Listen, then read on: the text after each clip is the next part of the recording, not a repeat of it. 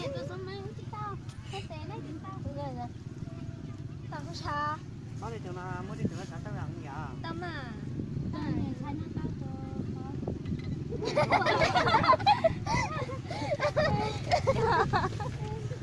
Cái tự nhiên kia rồi.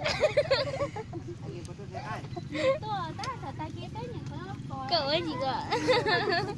Tức, cực coi rồi. Mới đi xã tao. Cơ. Nó nhớ sao? Nhớ sao của nhau. Của kia là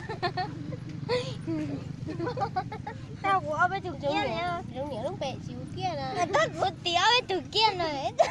Không muốn ra cửa luôn tính có chỉ muốn đi sảnh nhất nha đâu. Cho nên để Đang kia. yêu cái liệm mà, thế là thì ta xã tao có ai nhỉ nhớ thì. Giống như món thơ chứ, từ đây là thì món chấm món là phải món thơ.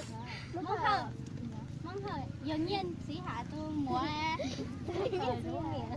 Dường nhiên sĩ hạ tôi mua nè. Bao. Ô hấp bò rồi. Hấp tàu. À. Chế chịu chế mày khó to. Anh đi như tao có lớn thế này. Tôi chỉ như bao. Mới có lợn nè.